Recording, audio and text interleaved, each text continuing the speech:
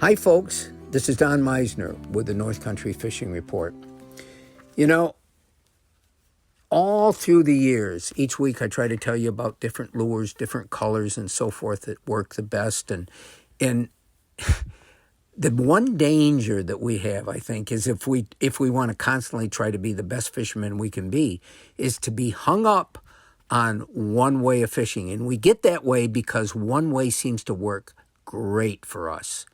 You know, my buddy Rust, and if he's listening, Rust, I'm not making fun of you, but one of your favorite slogans is losers change lures. You know, Rust is one, he's got his favorites. He's great at using them, and he'll stick with those favorites. And I honestly believe that to become the best fisherman we can become, we got to constantly be willing to experiment, to change off. And here's one of the things. I get really oriented around certain types of baits. For years and years, bucktail jigs. They were my favorite lure. I could catch fish on bucktails any place I went. Black and blue was my favorite color. And what did I do? I spent most of my time using those lures because I was good at it. I knew they would work. But there were lots of days, I'm sure, where other people would go out in the same water and be able to catch more fish because they were using something else. And remember that every day is different in a fish's world, each just like it is in ours. One day you could go out and they may be hitting this silver spinnerbait with a silver blade and you got the best color skirt on there. It works incredible.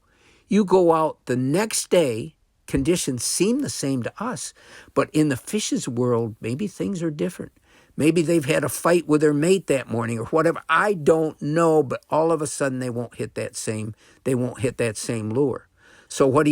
You either change lures or you take the same lure and start fishing it a little differently. With spinnerbaits, the average thing to do is just reel them in, let the blade spin. It causes vibration, flash, the fish come to it, they hit it, and you catch a fish. But as I remember one day, I came upon one of my friends fishing in a spot I was going to fish. His name is Bobby Marsaw, great fisherman. And Bobby was using a spinnerbait. And he was fishing it different than I'd ever seen. And I said, Bobby, explain to me what you're doing. And he says, you just watch. And he threw that spinnerbait out, and instead of reeling it back and letting it spin and vibrate, he let it sink right to the bottom. And then he waited for a minute. And he says, you watch what happens now. I'm going to start to reel this, and a fish is going to hit it. Now, this would only happen 1 in a million lifetimes, but guess what? It happened. He started reeling it, and bam, a largemouth bass hit it, and he brought it in. It was 2 or 3 pounds. It was a nice, beautiful bass.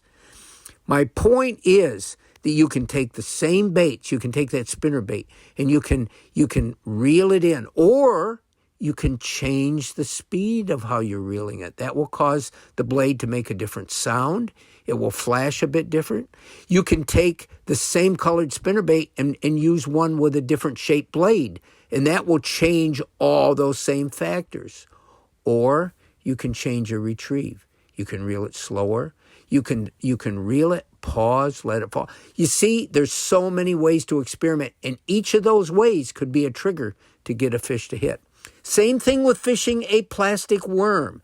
The traditional way, you cast it out, you let it go to the bottom, the fish sees it come down, you leave it there, then you twitch it a little bit, twitch it a little more, and if the fish wants it, he'll come up and he'll hit it.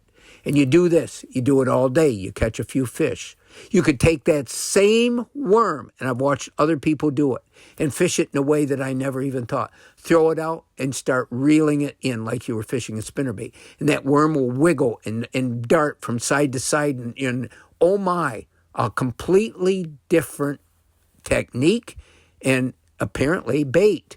So I guess what I'm saying is to be the best fisherman, we need to constantly not let ourselves get locked into something, to be open for change, to be open for new ideas. And you may be even better by the end of the next year. I'm hoping I will be. I'm going to try a lot of new things this year. Until next time, folks, this is Don Meisner with the North Country Fishing Report.